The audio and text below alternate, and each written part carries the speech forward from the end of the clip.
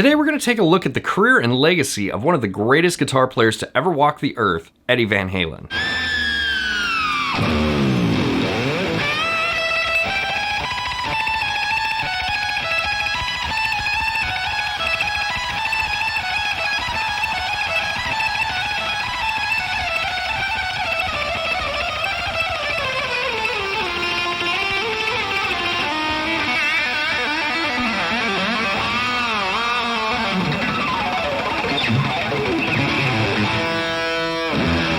Hey everyone, welcome to the channel. I thought about not even making this video because I didn't want it to be perceived to be in bad taste. So I put out a poll, and thanks to all of you guys who voted on it. According to that poll, the vast majority of my audience really wanted to see this video, so that's why I decided to go ahead and pursue making it. Now, last time I made one of these videos, it was about 𝗔𝗫 from 𝗵𝗵𝗵𝗲, and what I tried to do in that video was sort of detail their career and pull out bits and pieces that I thought were interesting, not only from an artistic standpoint, but also from a business standpoint. Which, by the way, if you want to check out that video, I'll link it up here. But before we begin, I just want to mention a few things. If you enjoy my videos and you're not subscribed, it would mean a lot to me if you would subscribe. And if you really enjoy my videos and you want to help me keep making them, there is a support section in the description below that includes affiliate links to Amazon, it includes links to my Patreon, and it includes links to stuff like, my band's merch, and it would mean a lot to me if you could check that out. Okay, so I'm not sure where this video is going to take us because there's a lot of history to cover with not only Van Halen as a band, but Eddie Van Halen as a guitar player and an innovator, so let's dive in. Eddie Van Halen was born in the Netherlands to parents who most undoubtedly shaped his interest in music.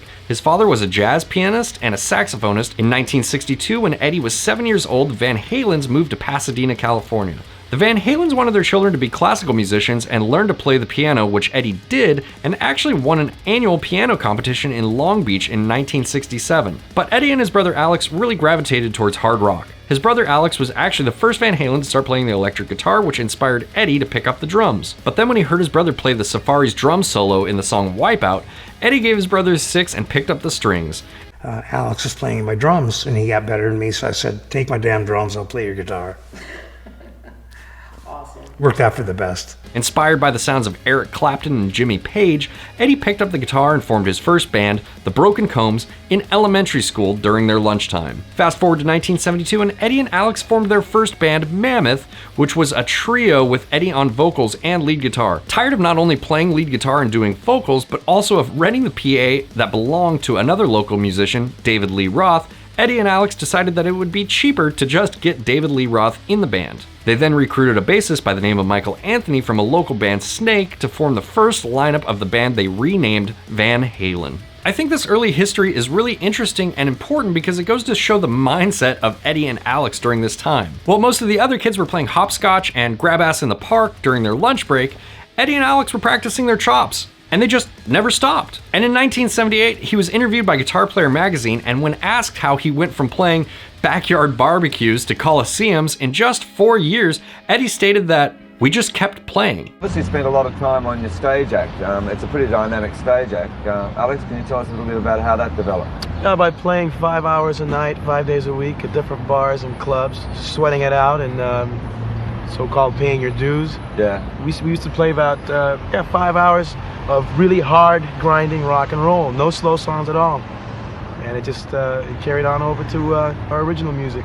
And to me, that's a huge part of the mindset that made this band the force that they were. They played wherever they were invited, and they got their music out to as many people as they could. And you gotta keep in mind that this is pre-internet era, where the majority of music that you found out that was underground was from like bootlegged cassette tapes and word of mouth. Van Halen continued to grind it out and play shows everywhere they could from 1974 to 1978 when they released their first self-titled album, which debuted at number 19 on the Billboard pop music charts and sold over 10 million copies worldwide from 1979 to 1982. 10 million! That's a lot of albums for a debut record. The explosion of success wasn't a big surprise to many who had been watching since the early days, since Van Halen had stood out on the local scene with their energetic live shows, and particularly Eddie with his original and unorthodox guitar mastery. Now, I know a lot of you watching my channel are probably interested in Eddie's gear during that time, so let's talk about the gear in those early days. In 1978, Eddie was interviewed by Steven Rosen, and here's what he had to say about his rig. "Nowadays, I've got kind of a homemade copy of a Strat with just one pickup and a volume knob. Notice he had no tone knob. My kind of guy. It looks like a Strat, but there's a place down in San Dimas that makes them called 𝗆𝗆𝗆𝗃. I wanted to experiment building my own guitar so I could get that sound I wanted, and this will definitely come up later, but I couldn't get the sound I wanted out of a regular Strat. Someone told me about the Charvel place and about their wood. Their bodies get much better tones and stuff like that. And I checked it out, it's true. I use a couple of effects like an 𝗵𝗲𝗹𝗃 phase shifter, a flanger, 2 echo plexes, which change the sound a bit. And I use 2 Univox echo boxes also. Everything I use is 𝗵𝗲𝗃. It's about all I can afford. Mounted on a piece of wood. I use a pretty long cord on stage, about a 25-footer or a 30-footer, and after it goes through the pedals, I use an equalizer to boost the line back up. But tone-wise, I just crank everything all the way up, and depending on how you pick, you get different tones and stuff. My amp setup is pretty tricked though. I've got 6 old Marshalls which have been rebuilt. They have bigger tubes in them and bigger transformers to make them louder. I use 6 heads hooked up to 6 cabinets. The cabinets are pretty much stock, except I changed the way they look a little bit. And I use these things called voltage generators. What this box does is it enables me to put out 150 or 160 watts. It enables me to crank up the voltage higher than the amp is supposed to take. It really makes the tubes red hot, you know? It really makes the amp overload so much that it gets the sound I like. To me, this is really telling of something. Eddie didn't wait to have the right gear to get the sound that he wanted. He didn't even wait until he could afford a proper pedal board. He just got out there and he did his work.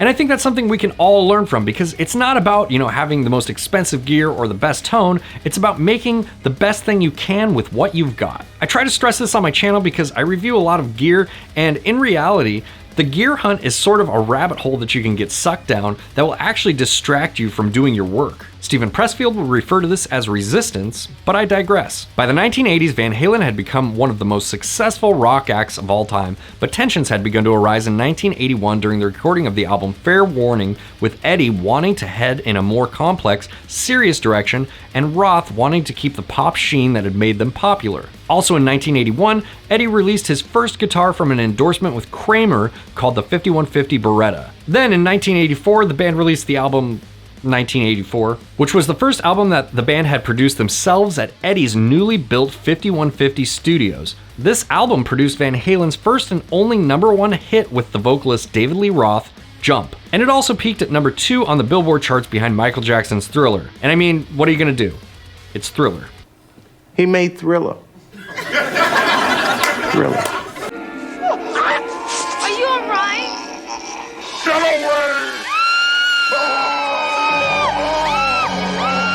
Now this is a really interesting time for me as well, because while they were climbing the charts and starting to really get successful as a band, Eddie decided to take a lot of the control of, the recording and the studio work in his own hands. And I think that says a lot about his attention to detail and his focus on his craft, which we'll get to in a minute. In 1985, David Lee Roth left the band, and although there are many differing sides of the story, it seems that one of the main reasons, according to Eddie, was that he wanted to incorporate more synths and have more control over the music, which caused the two to clash. So in 1986, Van Halen brought in vocalist Sammy Hagar, who had met Eddie through their mutual Ferrari mechanic, to fill the vacant vocalist position, which produced their first #1 charting album, 5150. The album's singles were keyboard heavy, and to me, not only was that the flavor of the 80s, but it also goes to show you that sometimes you have to experiment and do things that people might not musically agree with to reach a different level of success, even if that someone is your vocalist. Van Halen produced 4 albums with Hagar up to 1996, which all reached #1 on the Billboard pop music charts.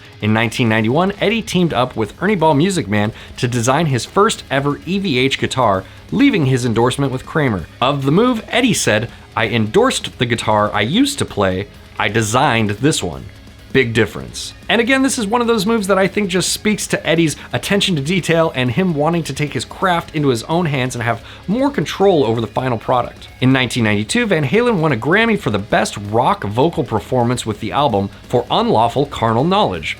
Also in 1992, Eddie partnered with Peavey to create one of the most iconic amps of all time, the 5150. Now I've discussed the history of the 5150 a lot in a previous video, which I'll link here if you want to check it out, but to summarize, Eddie wanted to not only create an amp that sort of captured the sound of those modified Marshalls, but also put it into an affordable package that, kids and aspiring musicians could afford to purchase. And if you remember earlier in the video where I was talking about how he just scrapped together whatever he could afford and made it work, I think this really speaks to that. And this is one of the many reasons that he's considered an innovator in the guitar community. He took all of those years of work that he used developing his own tone and worked with a company to put it into an amplifier to make that sound achievable to the general public. I think it also says a lot about his personality and how he perceived his fame and success. In 2015, he was quoted speaking at an event at the Smithsonian National Museum of American History where he said, "We came here with approximately $50 and a piano, and we didn't speak the language. Now look where we are. If that isn't the American dream, what is?" I think it really says a lot about Eddie that he wanted to make his tone affordable and accessible to the general public. I also think it says a lot about how gross it is that people are trying to take advantage of that after he died. In 1995, Van Halen parted ways with Hagar and temporarily reunited with Roth to promote a Best Of album in '96. The Best Award thing, we have to make an announcement, we have to address this subject here. This is the first time that we've actually stood on stage together in over a decade.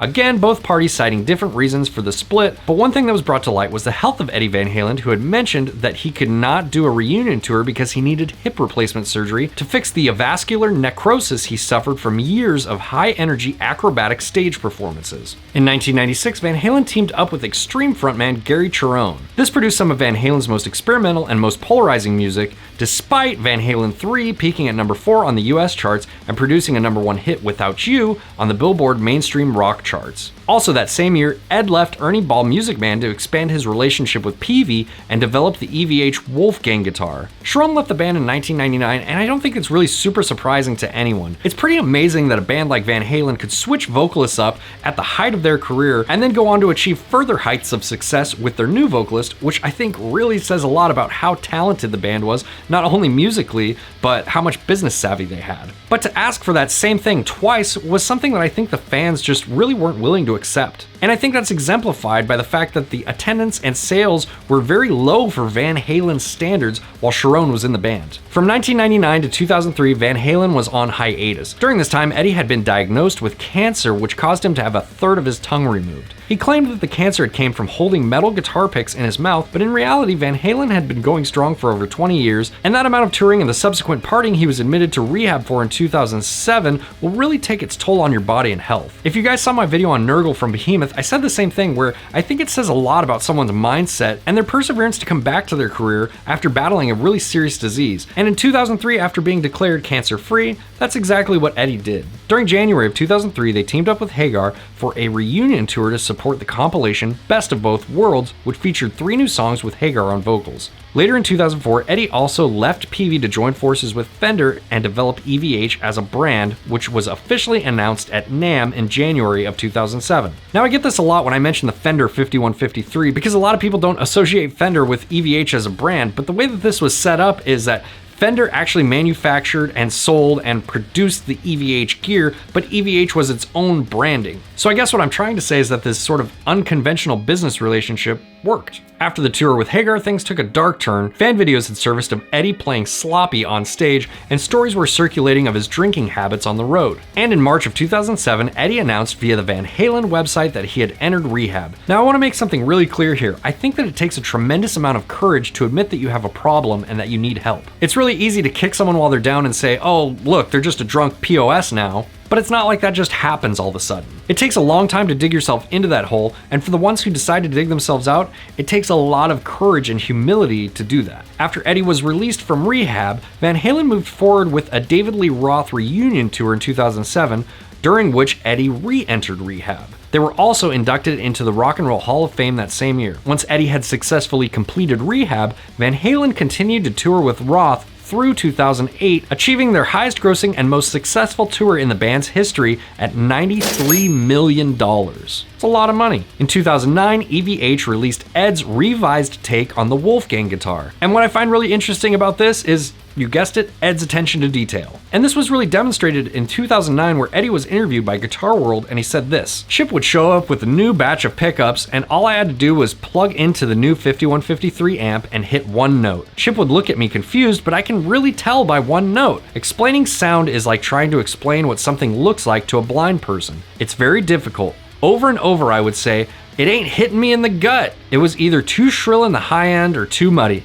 All it took was one note. It would blow your mind how many variables were involved, and not just with the pickup, but also with the reaction between the pickup and the wood and how everything is wired. That's why I prefer to bolt the pickup directly to the wood.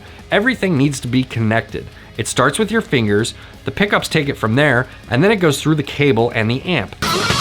The result is a new guitar called the Wolfgang, named after Van Halen's current bass player, who just happens to be his 17-year-old son with actress Valerie Bertinelli. And if you read the full article, he goes on to discuss the finer points of developing this guitar, and I think it really says a lot about Eddie's relentless pursuit for the perfect tone and his attention to detail. In 2012, Van Halen released A Different Kind of Truth, which was praised by critics and featured David Lee Roth on vocals. They set out for a world tour, but in May had to postpone several dates, which led to speculation of the band's health, both physically and emotionally. And in August, Eddie was diagnosed with 𝗹𝗶𝗸𝗲, which is a gastrointestinal disease. After the subsequent surgery, they hit the road again through the better part of 2013. In 2015, they released their first ever live album with David Lee Roth on vocals. They also re-released remastered versions of their debut record in 1984. They toured for the better part of 2015 and announced that they would be entering the studio to record another record afterwards. But sadly, that never happened. In 2019, David Lee Roth, while promoting an upcoming solo concert, stated, "I think Van Halen is finished." That same year, Ed was hospitalized due to what was then disclosed as a 5-year battle with throat and lung cancer. He died surrounded by family at St. John's Health Center in Santa Monica on October 6, 2020.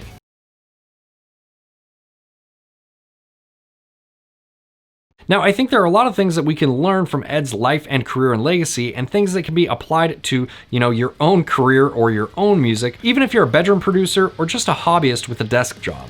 Number 1, don't wait to start. Even though he came to the United States poor and had admittedly kind of shit gear when he started, he made it work. And I see this a lot. I get questions and comments from people that are looking for a very specific piece of gear or trying to get a certain sound before they want to start making music or start their YouTube channel or whatever creative endeavor they're involved in. They think that they need the gear to do that. And the truth is they hold themselves back because they think they need X piece of gear to get started. I'm guilty of this myself, and if I had taken this advice, I would have started posting videos to my YouTube channel back in 2011 when I created it. Number 2, just because you've started doesn't mean you're finished. We should all constantly be striving to seek improvement in our YouTube channels, in our music, in our guitar tone, in our playing, whatever it is. As displayed by his never-ending search for the perfect guitar tone, when Eddie would get to a spot where it seemed like he was happy with his tone, he would continue to try and improve it. I'm constantly putzing with stuff.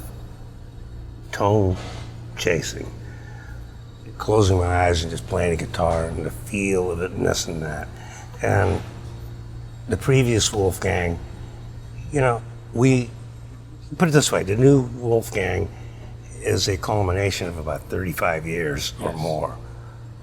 Everything that I've destroyed, everything that I've stumbled onto, is in this guitar.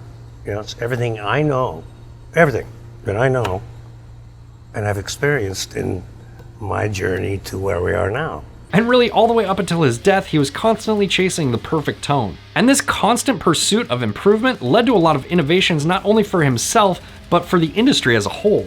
Number 3, don't give up. I think it's incredibly uncommon for a band to endure the amount of setbacks that Van Halen and Eddie had. Multiple fallouts and reunions with singers, which a lot of times a band losing their vocalist will just stop a band's career. Multiple bouts of disease and hospital visits that led to surgeries, but Eddie just kept going through all of it, and I think that that's the type of perseverance that made him super successful. I mean, if Van Halen had ever called it a rap the first time Eddie was ridiculed for his Frankenstein gear or his unorthodox playing, we wouldn't have the 𝗵𝗵𝗹𝗶 or the 𝗵𝗵𝗹𝗃 Wolfgang guitar. And one more thing that I didn't mention but I think is really interesting is Van Halen's use of riders. In Van Halen's rider, they would ask for a bowl of M&Ms placed in the middle of their dressing room with all of the brown M&Ms removed. Now that seems a little bit ridiculous, right? But there's a good reason. You see, in their contracts with promoters, Van Halen had very specific details that had to do with their live show. Really practical things like stage construction and where the access would be to electrical on stage. As a precaution, they put the M&Ms clause in their rider because they knew if they went into the dressing room and there was a bowl of M&Ms missing all of the brown M&Ms, that the promoter had probably paid attention to details and that the stage specifications would be up to their standards. And if the bowl of M&Ms was missing or there were brown M&Ms in there, they knew they had to take a closer look at the stage specifications. And to be honest with you, I don't know what to extract from that information or how you can apply it to your daily life. I just really like that story, and I really like when people come up with solutions like that to solve problems, especially when it's a tactic in business and used as an insurance policy against negligence. So I want to hear from you guys. Do you think my assessment of Van Halen and Eddie's career was accurate? Do you disagree with any of the points that I made in this video? Did I miss something that you think is important? Let me know down in the comments below. Alright guys, that wraps this video up. If you liked it, make sure to hit the like button and consider subscribing. Also, special thanks to my patrons. Thank you so much for your support. And if you're interested in joining my Patreon, there's a link to that in the description below. And of course, if you like this video, make sure to hit the like button, consider subscribing, and I'll see you next time. Bye guys.